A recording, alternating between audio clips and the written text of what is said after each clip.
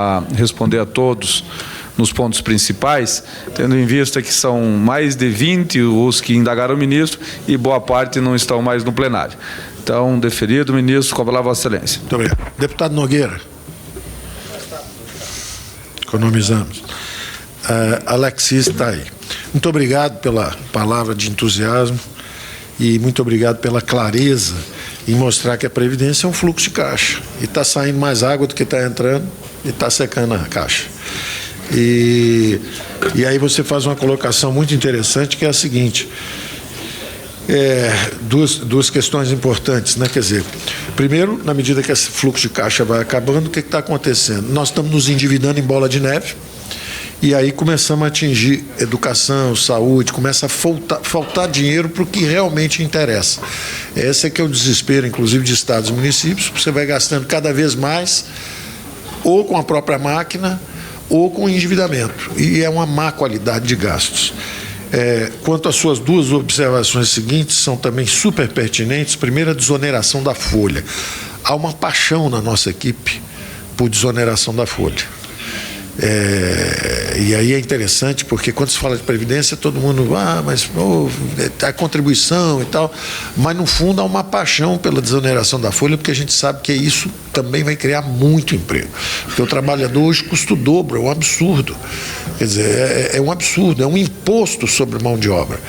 É um crime contra o trabalhador brasileiro, que ele custe o dobro. Não é possível que uma Previdência custe tanto e seja tão precária. Então, nós temos que mudar o sistema por isso. Ele custa muito, ele custa o desemprego de 30, 40 milhões, são 20 milhões desalentados, mais 13 milhões procurando todo dia e não acham. Então, são quase 40 milhões. Fora os não contribuintes, são mais de 40. Então, essa desoneração da folha é uma obsessão nossa, nós temos que chegar lá. Suponha que não chegamos pela Previdência nova, porque não foi aprovada, nós vamos chegar pela reforma tributária, nós vamos chegar lá, porque é um crime contra o trabalhador brasileiro, essa oneração da folha. E aí também, que eu até falei de Sistema S, que faz coisas extraordinárias de treinamento, mas não com esse tipo de financiamento. Você não pode desempregar um trabalhador para depois educar o filho dele. Ele mesmo poderia educar se ele tivesse um emprego. Então, nós prezamos muito o trabalho de treinamento da mão de obra, mas nunca com esse imposto. Nunca com esse imposto. O deputado Mitrô... sim, capital de giro, exatamente. De onde virá? É do que a gente chama tecnicamente do crowding out, que é justamente o seguinte: quando você alavanca os bancos públicos e eles dão os dinheiros que deram, seja para JBS, seja para países estrangeiros, na verdade o que acontece? Você tirou esses recursos do segmento livre. Quando você desalavanca esses bancos e retira a dívida com esse dinheiro, você irrigou os segmentos livres. Então, são vasos comunicantes. Quando você tira daqui e joga para as empresas favorecidas, o dinheiro vai lá embaixo para uns e vai lá em cima para o outro. Quando você faz os vasos comunicantes, tira o dinheiro daqui, ele começa a subir aqui e joga lá onde ele estava antes, que é o segmento livre. Então, nós vamos... Quando você está desalavancando o banco público, na verdade, você está retirando dívida do outro lado. O BNDES vai devolver 100 e poucos bilhões, a Caixa vai devolver, o Banco do Brasil vai devolver. A gente vai pegar esse dinheiro e vai reduzir a dívida. Então, isso vai irrigar o capital de giro para todo mundo. Por isso que é importante também. O nosso programa tem tudo isso. É que, como é matéria meio técnica, parece que não tem um plano. Tem um plano, é um mosaico. Então, você vai privatizar para reduzir dívida, você vai despedalar bancos públicos para reduzir dívida. Isso tudo derruba o juro no segmento livre e começa os investimentos privados já com horizontes de 10, 15, 20 anos garantidos. Eles começam a ter o capital de giro e os recursos para investir, e é o que a gente chama de crowding in, é o dinheiro voltando, o investimento privado voltando. Ele foi expulso dos mercados de crédito. O deputado Mitrô falou de 70% das emendas tentando justamente ampliar benefícios e vantagens. Você vê que isso é como se fossem as impressões digitais. Quando a gente fala que não está atingindo aos pobres, se fosse ao pobre, tinha 100% das emendas para os pobres. As emendas são, 70% das emendas são para garantir e ampliar benefícios atuais. Não é para o pobre. né? O pobre está havendo um consenso, quando se fala aí de BPC e tal, esse consenso chega. Aí, mas quando você vai ver as digitais lá, 70% das emendas são para ampliar benefícios. Isso é a maior denúncia de que esse programa não era assim tanto quanto os pobres. Se não tinha só 100% contra os pobres, não tinha nenhuma para ampliar benefício. Da mesma forma, ele pergunta como é que nós devíamos manter estados e municípios. Isso vai ser recorrente e eu vou repetir sempre a mesma coisa. Como um brasileiro, eu acho que estados e municípios deveriam estar juntos. Isso é a redenção para o país. Agora, se os jogos políticos, se alguém demagogicamente está indo contra, e aí provoca uma reação do outro lado, isso são os jogos políticos. E aí os senhores é que são responsáveis por como tratar disso. Nós não temos o poder de enfiar alguém na Previdência ou não, quer dizer, nós mandamos, botamos todo mundo lá, agora quem decide isso são os senhores, e é uma decisão importante. É uma decisão importante.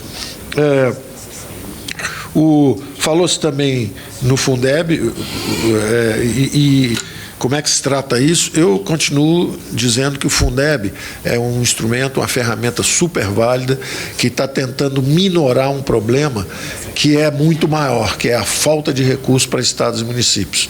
O recurso está empossado aqui. Então, como era uma obviedade, um incontornável o problema da educação, abriu-se uma cunha e criou-se essa ferramenta.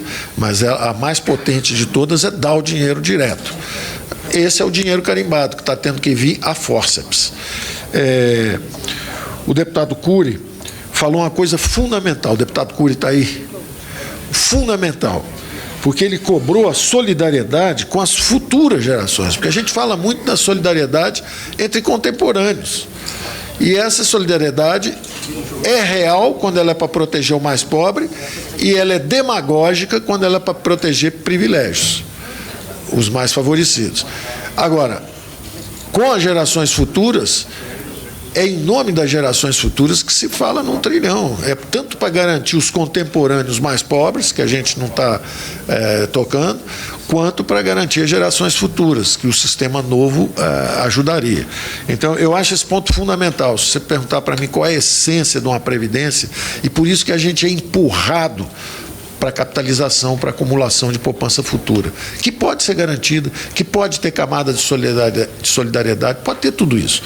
Mas é fundamental levar recursos lá para frente, para você não pesar, justamente era a imagem que eu usava, de você estar usando o paraquedas que seu filho trouxe, você pula e ele vai cair.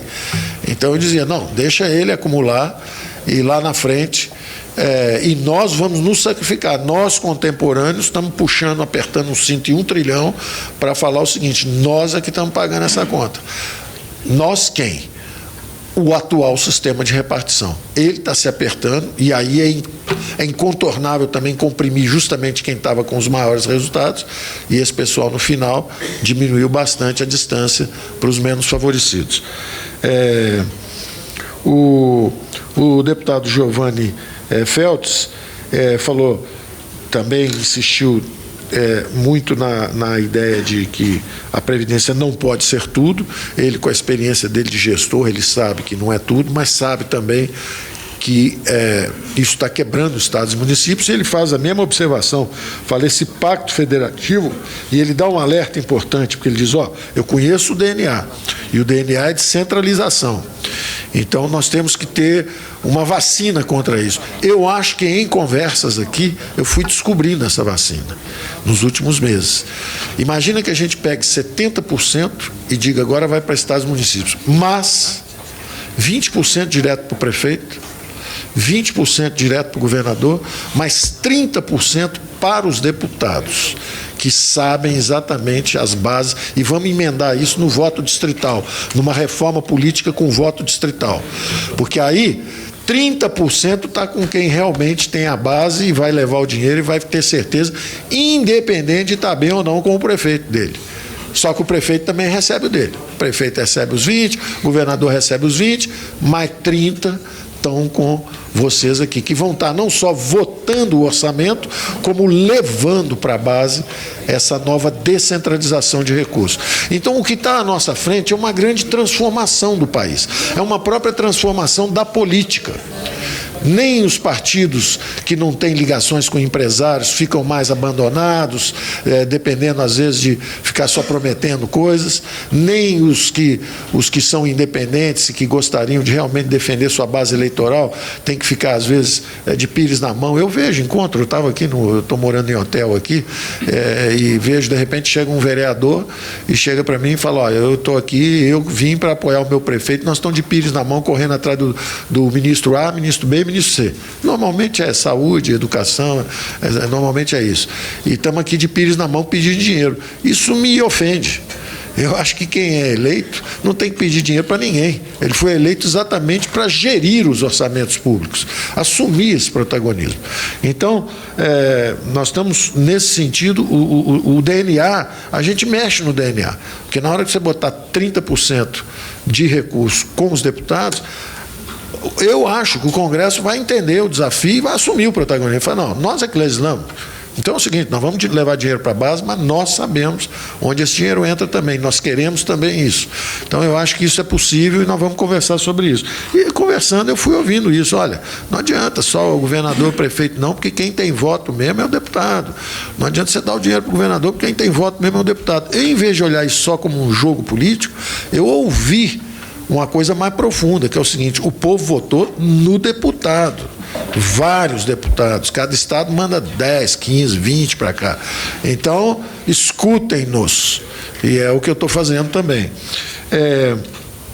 O deputado Silvio Costa, te agradeço também as referências sempre gentis, e ele pergunta e faz uma provocação fundamental, tanto na palavra inicial quanto agora ao final, que ele fala assim: cadê a agenda de emprego e renda? Cadê a parte construtiva? Eu vou falar sobre isso, eu vou encerrar com isso, e eu acho fundamental essa observação, porque, afinal de contas, é para isso que nós estamos fazendo. Ninguém está fazendo aqui um exercício de araquiri, de tortura, de masoquismo, principalmente de desmontar máquinas de transferência de renda que sejam virtuosas. As virtuosas nós queremos manter. Eu escuto isso aqui e eu vejo: olha, para movimentar a economia do Nordeste, que é a região mais pobre, nós precisamos do BPC, nós precisamos disso, precisamos do rural. Esse som está alto e vocês vão fazer a parte de vocês. Agora, desmontem as transferências corporativistas, desmontem os favorecidos que só por estarem próximos a vocês conseguem vantagens, enquanto os outros estão lá embaixo e o som não está chegando aqui. Lembrem-se de quem os trouxe para cá e pensem mais neles do que os que estão em volta aqui circunstancialmente, apesar de vocês viverem aqui mais tempo. O meu xará, o deputado Paulo Guedes, falou demais em Previdência, deputado. Só está com a Previdência na cabeça. Eu acho que foi uma resposta a mim, porque como eu só estou falando em Previdência, e o senhor também ficou batendo só na Previdência. Mas eu prestei atenção nas suas considerações. O mais pobre ganha um salário mínimo, ele vai precisar só de 20 anos, ele não precisa de 40. Não sei se a observação foi sua, eu anotei aqui. Pois é, ele só precisa de 20 anos, ele não precisa de 40. Então aí é só. Eu estou dando a informação. E o rural, qual foi? O rural é só 20 anos, mas de trabalho e não de contribuição. Fala no microfone. Só 20 anos de trabalho, não de contribuição. Então, nenhum dos dois é 40 anos, entendeu? Nenhum dos dois é 40 anos, são 20 anos. O rural já trabalha mais de 30, 35, 40 anos. Isso. Todos os rurais que estão no campo já têm 15 anos, estão garantidos com a lei anterior. Isso. Os novos terão que contribuir, mas contribuirão por grupo. Uma contribuição menor. Espera, mas tudo bem. Quem está com 59 anos. Mas vamos lá. E aposentaria o ano que vem? Não vai. Se ele aposenta o ano que vem, não vai acontecer nada com ele, deputado. Sabe por quê? Tem uma transição de 12 anos, não vai acontecer nada com ele. Nem foi atingido, pode ficar tranquilo. Vão para o general Peter, fica tranquilo, ele não será atingido, a transição é mais longa. Não acontece nada. Se ele tem 59 anos, pode garantir para ele não acontece nada, porque precisa de 2 anos antes de atingir. General Peternelli, juros eu falo já que eu vou falar do sistema financeiro, foi na sua segunda intervenção, eu chego lá. Está lá na fila, lá de novo. General Peternelli, temos também uma paixão pela ideia de pagamentos, que aí o traficante de droga paga, o sonegador oficial paga, todo mundo paga. Esse imposto sobre pagamentos é um imposto interessante, ele é interessante, mas tem sempre uma reação muito grande, igual atrás da Previdência, quando você vai mexer em privilégios, tem os desfavorecidos que eles põem na frente. Toda vez que você fala também em tributar pagamentos, aparece sempre uma turma na frente dizendo, não, mas isso aí desorganiza tudo. Não é bem assim, não. Eu acho que tem um poder de arrecadação forte, desorganiza muito menos, é um imposto simples. Nós seguramente ainda vamos conversar sobre isso aqui. E é uma paixão das pequenas e médias empresas que sofrem com controle, quando na verdade podia ser uma coisa relativamente simples. Então tem muita gente de setor empresarial, pequeno e médio, pedindo, pelo amor de Deus, para a gente fazer essa simplificação mais radical ainda. O IVA já é uma simplificação. Você pegar 8, 9 impostos, pegar um IVA só federal, um imposto único federal, já é uma simplificação. Agora, você cair para um de pagamentos ainda mais simples, é também uma tentação.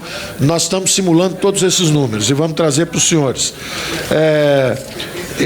O deputado Molon falou da fórmula errada, e a turma aqui apurou a fórmula e não concorda, diz que a fórmula não está errada. A ver, vão sentar, chama a mídia, faz um tira-tema, e errado ou estiver errado. Nós queremos fazer a coisa certa, nós não queremos tirar nada de ninguém usando fórmula errada. Seria um absurdo nós fazermos isso. A contraposição de repartição e capitalização, ela não é necessariamente isso. Nós estamos simplificando, dizendo o seguinte, olha, o sistema de repartição puro atual quebrou, e está quebrando o mundo inteiro, é um desastre. Ele tem bomba, ele tem uma bomba demográfica dentro, ele tem uma bomba de destruição de empregos em massa, que é a forma como ele é financiado, ele tem defeitos demais para ser defendido. Eu gostaria que nós usássemos essa energia vendo os defeitos desse sistema atual também. Dito isso, o sistema puro, só para os jovens, é um teste. 1 ano, 2 anos, 3 anos, vê o que acontece. De repente criar 2, 3, 4 milhões de empregos em 2 anos para os jovens, estão super felizes, com 18, 19 anos já estão começando a ter a sua própria carteira, estão identificados com essa responsabilidade. Agora, estão protegidos, porque desde o início a gente fala, é uma poupança garantida, o mínimo está garantido. Ele pode acumular mais, mas se a conta do Jean Biagi disser que ele não consegue pagar, ele já está garantido. Agora, o Jean Biagi foi escutado por nós, conversou conosco, e na época não foi o que ele disse. Ele falou, olha, eu acho de capitalização complicado, porque o custo de transição é muito alto. Só que ele estava na cabeça com a transição de todo mundo. E eu brincava com ele e falava assim, você não vai ter esse benefício, você acha que eu vou deixar você dinamitar seu filho? Você já se dinamitou.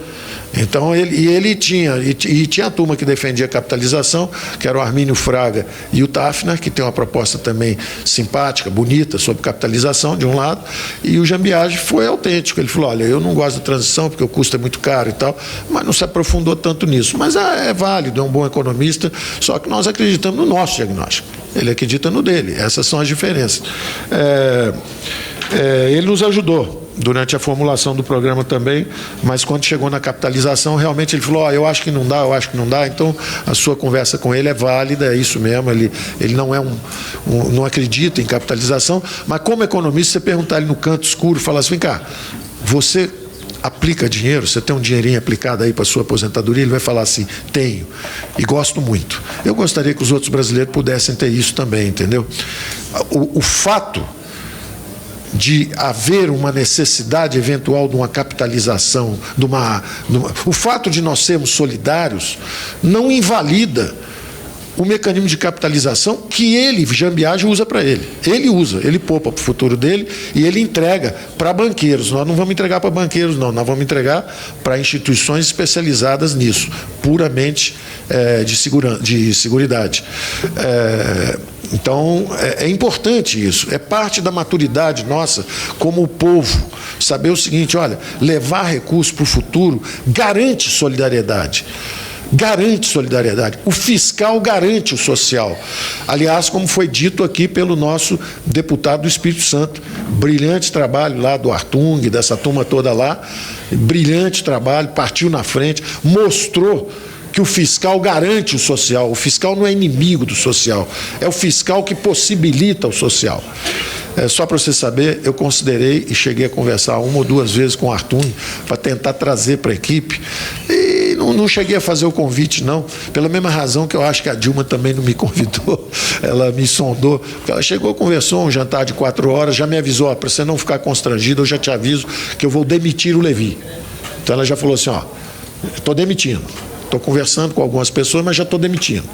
E aí nós fomos conversando, e eu falei, olha, presidente, a coisa vai se agravar muito, muito. Vai acabar com uma inflação muito alta, um desemprego muito alto, se só não fizer um movimento na outra direção. Tem que fazer um movimento na outra direção. E aí o resto da conversa não interessa muito, mas foi agradabilíssimo, foram 4 horas e meia, como deviam ser as conversas republicanas no Brasil. Não interessa se é oposição, se não é oposição, não interessa, eu quero ajudar o Brasil. Eu conversei com ela como eu estou conversando com os senhores, e a conversa é igual. É a mesma conversa. Olha, cuidado, a Previdência é a bomba que vai estourar primeiro, só precisa fazer um movimento rápido, porque senão não vai dar tempo. Tente apoiar. A outra pergunta também do deputado Molon foi justamente sobre transição também, sobre os jovens, e por isso que a transição é baixa, o custo, qual seria o custo? Nós vamos ter a oportunidade de conversar isso aqui. O custo é baixo exatamente porque é só para jovens. Então é aquele jovem que contribuiria se conseguir o emprego, porque hoje a taxa de desemprego entre os jovens é mais que o dobro. Então, se ele conseguisse, ele pagaria tanto para o sistema atual, que não tem uma boa taxa de empregabilidade. É um sistema desastroso, ele não consegue gerar empregabilidade. Ele destrói, é uma arma de destruição em massa a forma que ele é financiado. É como um imposto sobre mão de obra. Como é que eu vou pegar uma pessoa pouco qualificada, que quando você tem a opção, o empresário tem a opção, vou contratar um garoto da zona sul do Rio de Janeiro, fala 4 línguas, viaja para a Disneylândia todo ano, ou vou contratar um menino da periferia, custa o dobro. É um crime contra esses jovens cobrar um imposto sobre essa mão de obra. É um crime. Nós vamos entender isso mais cedo ou mais tarde. E impedi-lo ao mesmo tempo de trabalhar como trabalham os ricos. Os ricos acumulam seu dinheiro ganhando juros. Aí você chega o pobrezinho, não, você não. Você depende do outro mais pobre, quando ele entrar, ele paga você. Não, essa camada de solidariedade nós daremos sempre. Nós somos um povo solidário. Mas como país, vamos levar recursos para o futuro. Porque a promessa é cada vez maior. Os salários vão subindo, as promessas de aposentadoria vão subindo, você não está levando nada para o futuro. E eram 14 jovens para pagar um idoso, depois são 7, e serão 2. E esses 2 pagam 10% do seu salário. Como é que com 2 vezes 10% você vai garantir alguma coisa para alguém? Não vai garantir nada para ninguém, esse sistema vai explodir. Bom, o deputado Éder, às vezes... Está ali na frente. O deputado Euclides falou das emendas, e é muito interessante, ele falou particularmente das emendas sobre pessoas que têm deficiências graves. Você deve acumular, se faltar, nós somos solidários e ajudamos, mas enquanto isso você tem emprego, porque nós não estamos tributando a mão de obra, nós estamos te ajudando a arrumar o emprego, e se faltar a gente ajuda, porque o país vai crescer mais rápido, vai ter poupança, e nós temos que separar a assistência social. A assistência social é um outro orçamento, deveria estar separado. Hoje está tudo misturado. É outra bomba relógio que está a bordo do sistema. O deputado Valtenir chamou atenção, o ponto mais forte dele foi: estados e municípios não podem ficar fora. Estados e municípios não devem ficar fora. Como brasileiros, nós achamos isso. É terrível para os prefeitos e para os governadores, independente dos partidos que eles estejam, é terrível para eles ter essa bomba relógio ligada lá. Isso vai faltar dinheiro para a saúde, para saneamento, para a educação, e vai explodir ali na frente e vai voltar para a União. Vai voltar para a União, porque o brasileiro é solidário, ele vai acabar indo lá para ajudar. Então, por que não libertar antes? Mas nós temos uma ideia para isso também. Eu vou falar já disso, porque como o ponto volta várias vezes, o deputado Miranda fala do BPC, fala do rural e fala principalmente de desonerar consumo. Nós estamos de acordo com a ideia de que o imposto indireto é regressivo. Nós temos que tirar esse imposto regressivo. Realmente pagar 17% para comprar feijão, ou 18% para comprar arroz, arroz. Para quem tem dinheiro não é nada, para quem tem aquele orçamento pequenininho ali é tudo. Quer dizer, você pega os impostos indiretos, quando você vai ver no final, 1/3 do orçamento familiar foi embora em impostos. É outra máquina de fazer transferência perversa. Você vai ver o dedo do governo no BNDE, transferência perversa para empresário que já tem dinheiro. Impostos, transferência perversa contra os mais pobres. Previdência, transferência perversa para os mais favorecidos. O governo é uma fábrica de desigualdade. Quando é que nós vamos entender isso? Quando é que nós vamos entender que o governo tem sido uma fábrica de desigualdade? Quando é que nós vamos... E realmente, aí quando eu elogiei o Bolsa Família, acharam que era uma xingação. Eu estava elogiando. Essa era uma transferência que é virtuosa. E pegou na veia e ganhou 4 eleições merecidamente. Enquanto tinha partido que estava aí satisfeito, dando 400 bilhões por ano para banqueiro na Faria Lima, teve um brasileirinho mais esperto que falou assim, dá na veia que é mais fácil. E acertou. Então, nós temos que ser o negócio da verdade. Aliás, o presidente anda dizendo isso, eu estou até ficando assim agora. A verdade vos libertará. Vamos falar a verdade que a gente acaba chegando num Brasil melhor. Vamos falar a verdade que a gente chega num Brasil melhor, pô. Porque nós não somos inimigos, nós somos brasileiros. Uns têm um ângulo mais sensível, outro tem um ângulo da eficiência, nós temos que botar isso junto. E a nossa proposta era essa, um governo mais eficiente para poder ser mais fraterno. O deputado Van Helsing, caçador de vampiros, vai pegar, Eva, fez o mais bonito dos discursos a respeito de como somos brasileiros em nome da federação, e dizendo, olha, independente do que eles façam, mesmo que não estejam sendo, de repente, corretos, usando oportunisticamente, nós, como brasileiros, nós temos que pensar no país.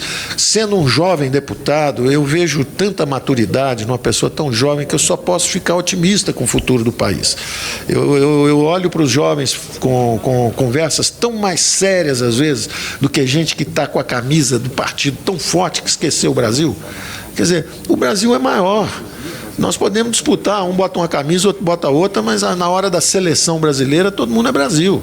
Então, quando eu vejo deputados jovens que, independente de partido, defendem o Brasil, independente de poder ter ganho político, ele poderia ter ganho político, dizendo, não, faz ao contrário aí, que dinamita 3 ou 4 concorrentes nossos. Não, um discurso sereno, transcendente. Essa é a política. Essa é a nova política que está todo mundo procurando, não é? Todo mundo está perguntando o que é. Não é difícil achar. O deputado Evair foi o exemplo que eu dei do fiscal que protege o social, né? E aí ele comentou também um tema extraordinário, que é parte do que nós estamos fazendo, que nós estamos trabalhando. Eu hoje, por exemplo, passei a manhã conversando sobre o choque da energia barata, no Ministério de Minas e Energia. Choque da energia barata. O Brasil, exatamente por causa de um duplo monopólio, o da Petrobras na exploração e refino, e o das distribuidoras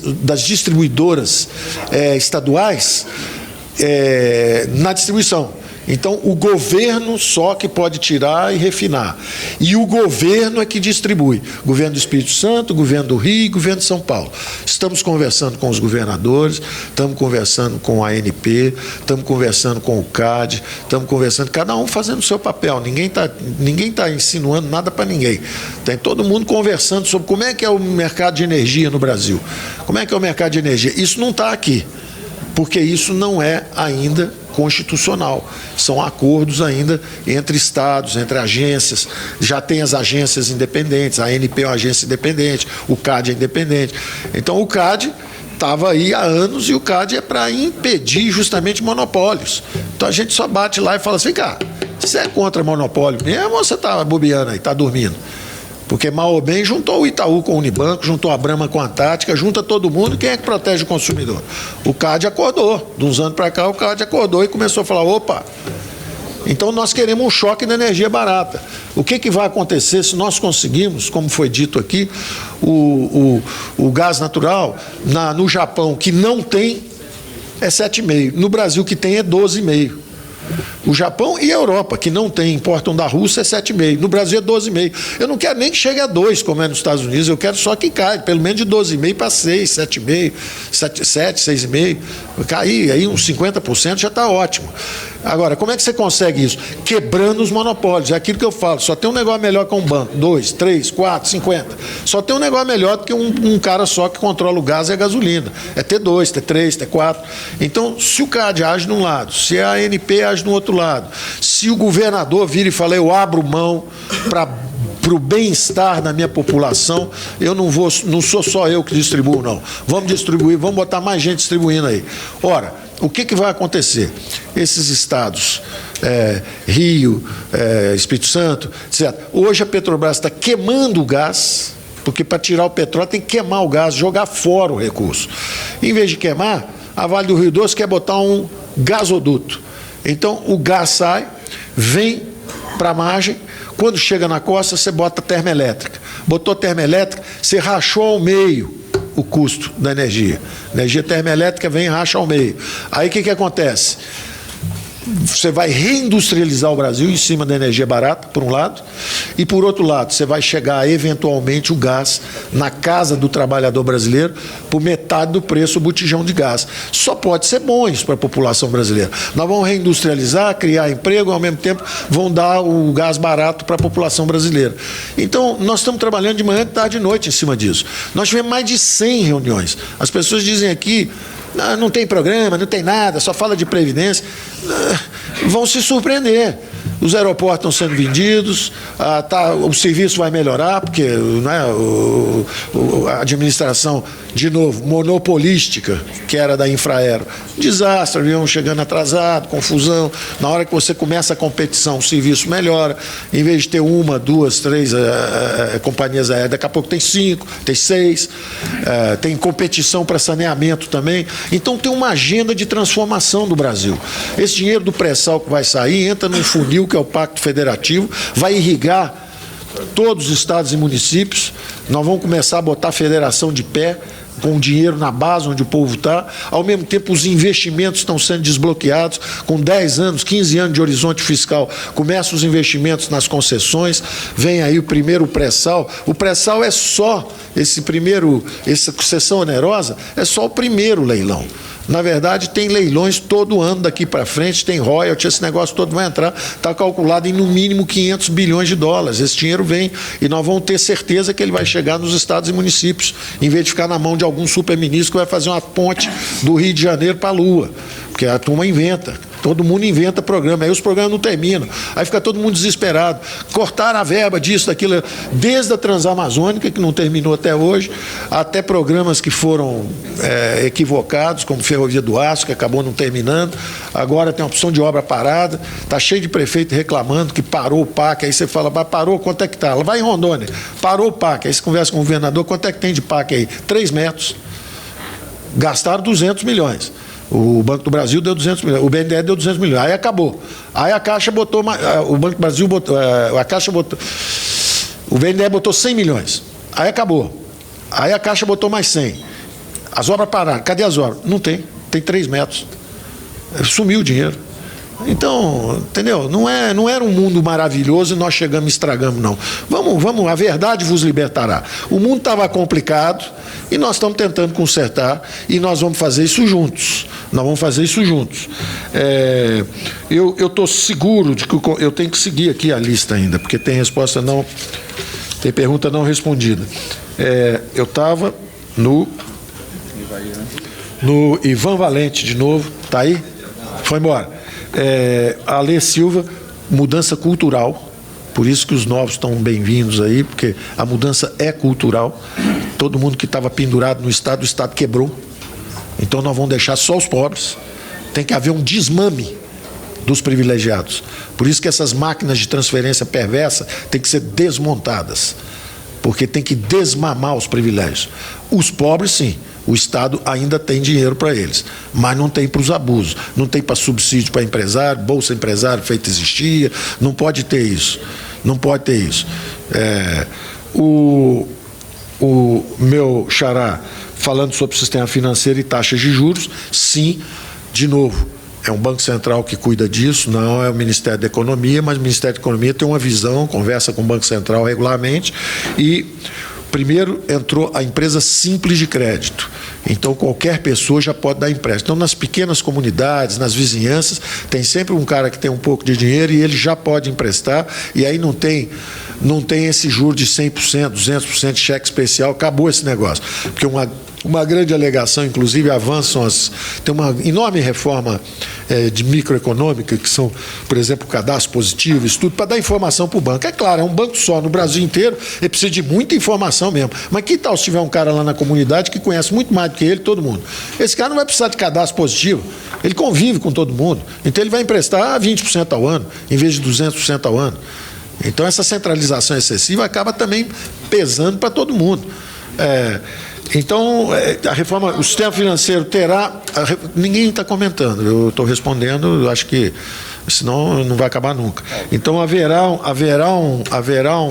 um ataque às taxas de juros, sim, virá de todas as formas, virá de modalidades antigas, que era o fio do bigode. Quem fez esse programa foi o Guilherme Afif Domingos, que dizia o seguinte: o meu avô emprestava e vivia com todo mundo e era muito benquisto e era muito mais barato que o dinheiro desses bancos. É o mesmo Guilherme Afif que criou o Simples para ajudar a pequena e média empresa, é o mesmo Guilherme Afif que agora está criando a empresa Simples de Crédito. Então nós estamos usando a experiência antiga, mas estamos usando também as fintechs, que são as novas tecnologias chegando também. Isso tudo para acabar com o monopólio no mercado de crédito, com os cartéis de mercado de crédito.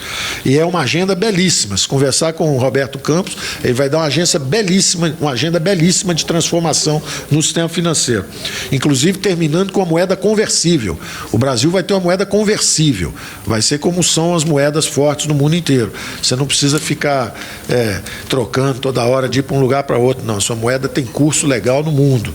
Então, o projeto desemboca nisso. Por isso nós estamos falando em entrar para a OECD, fazer um acordo com a União Europeia. É uma agenda é um caminho da prosperidade o nosso programa. Nós podemos até falhar, mas se falhar, vamos falhar tentando. Nós não vamos para o caminho do buraco, não. Nós vamos para o caminho da prosperidade. Aí entra de novo o deputado Molon e fala: pensão por morte. É fato que decidiu-se o seguinte, pode ser equivocado, pode ser revisto, decidiu-se o seguinte: se tem um casal e morreu o outro que ficou recebe 60%, porque a despesa caiu pela metade na casa. Então, você dando 60%, teoricamente, você cobriu mais 10% por cada filho. Então, se tiver 3 filhos, você recebeu 90%, não perdeu nada. Isso é cruel? Isso é severo? Não sei, mas tem lá sua lógica também. Você vai pagar, quer dizer, tem também a moça que casou com o sujeito velhinho, matou o velhinho, e para dobrar a aposentadoria também. Também tem todo tipo de caso. Pareceu de bom senso botar 60%. Essa é a primeira resposta. Deixa eu dar só as respostas primeiro, objetivamente, como vocês gostam de dizer. A segunda pergunta: o valor real dos benefícios. Está na PEC que o valor real da aposentadoria é preservado, está na PEC. Eles tiraram da Constituição, botaram na PEC. É a informação que eu tenho do Marinho, do Bianco, está na PEC. Será passado para o deputado Molon, que está certíssimo de se preocupar com isso. Está certíssimo. E está tendo a garantia do nosso técnico aqui de que está preservado. Porque realmente, se não tivesse, que história é essa? Bom, e a terceira foi a do Jambiage, eu falei até antes da hora. Depois o Silvio Costa voltou, falou da Agenda Brasil. A agenda é essa. Aprovou a reforma? No dia seguinte, tributária começa a entrar aqui, Pacto Federativo começa a entrar no Senado, choque de energia barata nós estamos soltando, PIS, PASEP de um lado. Vamos começar a botar para andar, porque está todo mundo trabalhando esse tempo inteiro, não tem ninguém parado. E eu não vou dizer que está parado é o Congresso. Eu não vou dizer isso. Eu estou dizendo que nós estamos andando, estamos tentando, mas sem essa nenhuma outra desentope. Porque sem essa não tem horizonte de investimento. O que adianta tentar vender coisas? O que adianta? Agora mesmo, nós estamos tentando vender. A razão pela qual, inclusive, eu ia ter que sair mais cedo, é que eu estou indo de ministro em ministro no Supremo Tribunal Federal. Porque isso é o seguinte, na hora que entram 80 empresas, competem, depois cai para 20, depois cai para 3, uma oferece 8,2 bilhões, 8,4, outra 8,6 bilhões, o TCU sabendo, tudo sendo anunciado para todo mundo, na hora que o sujeito interno o dinheiro vai comprar, não entra. Isso é o seguinte, esse povo não gosta de mercados. Eu não sei se eu devo investir. Aí uma holandesa desiste da Braskem, a outra desiste não sei quem.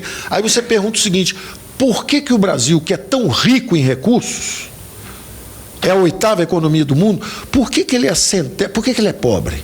Porque ele é a 100ª, 30ª. Ele é hostil a negócios.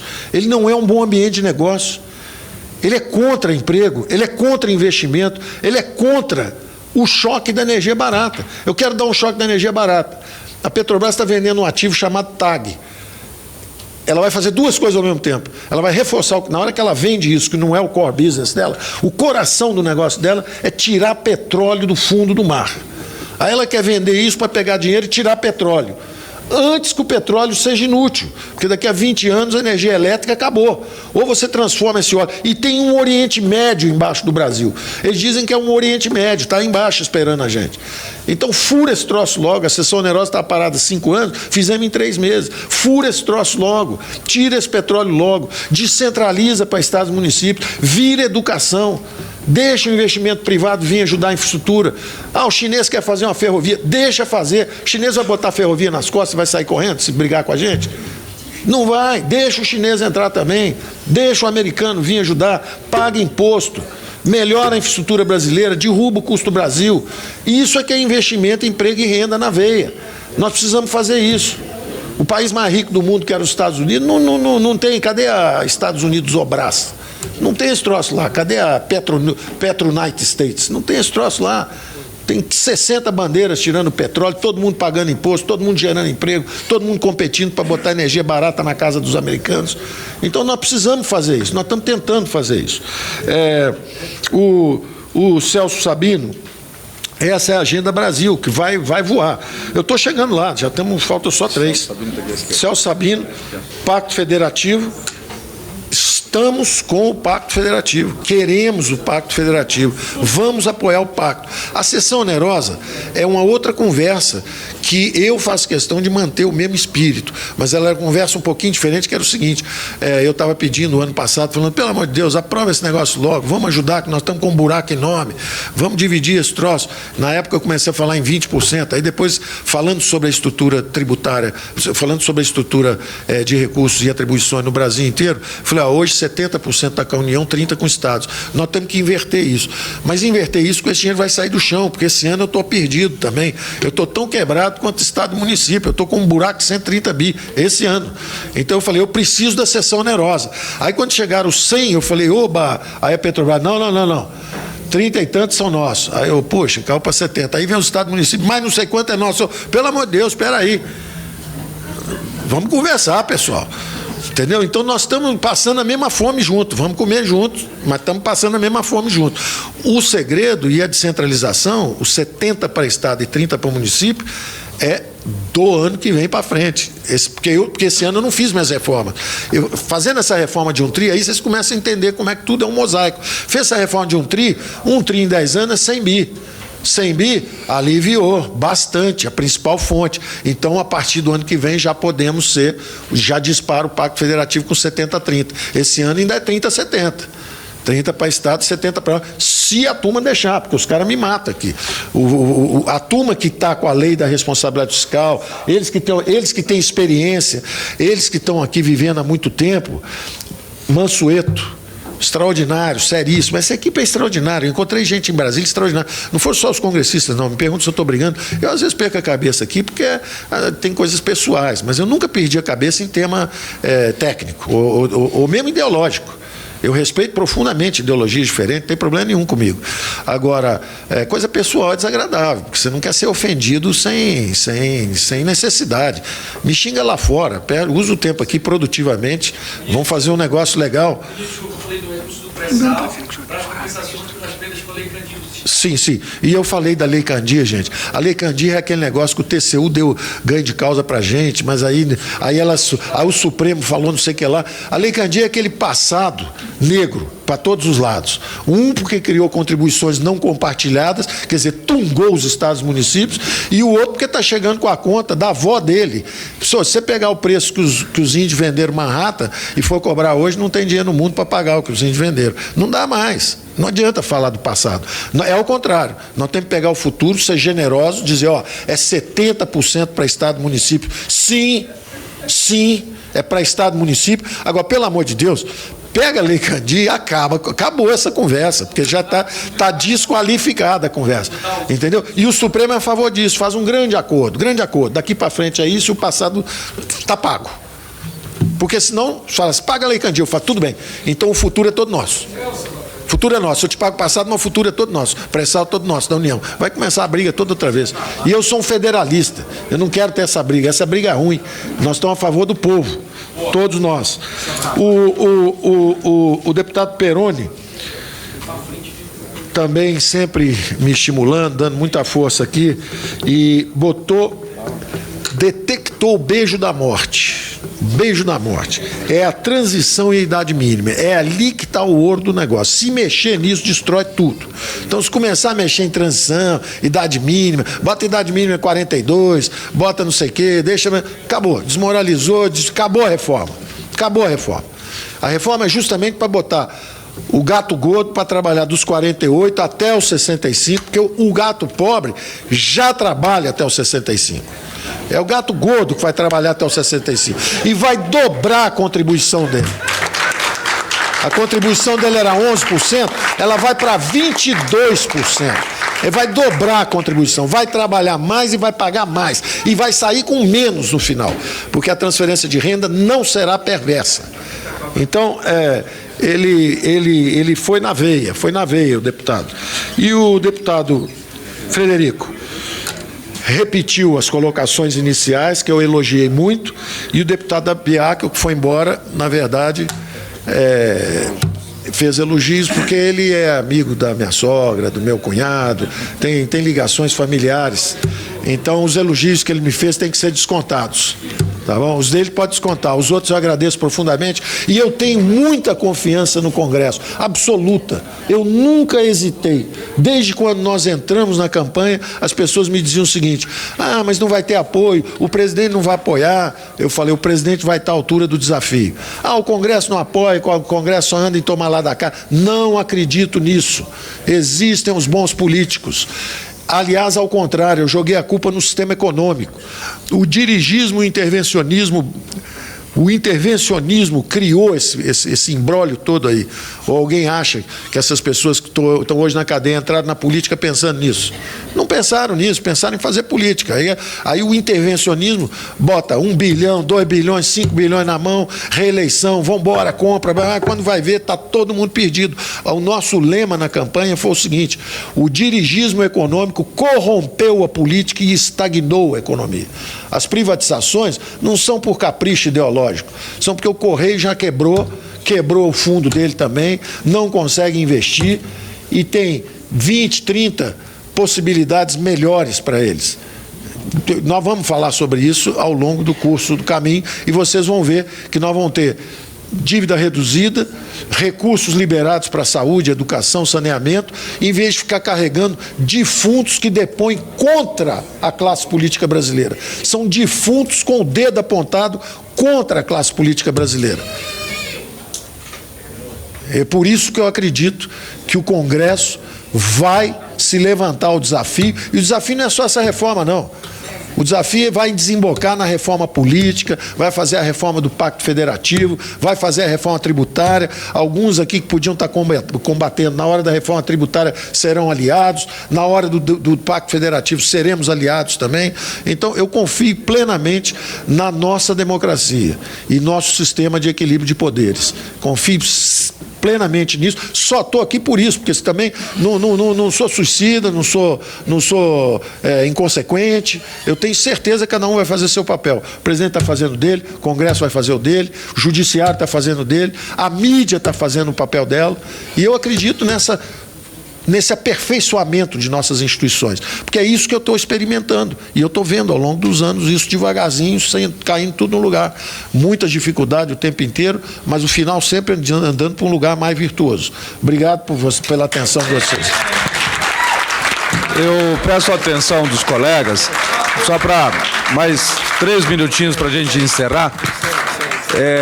Queria agradecer aqui ao deputado Pedro Cunha Lima, que ficou o tempo todo conosco, presidente da Comissão de Educação, ao deputado Antônio Brito, presidente da Comissão de Seguridade Social, e dizer, ministro, dentro das falas de muitos colegas, mas esta oneração das exportações, de fato, preocupa muito o desenvolvimento do nosso país, e tem, inclusive, no parágrafo 5º do artigo 140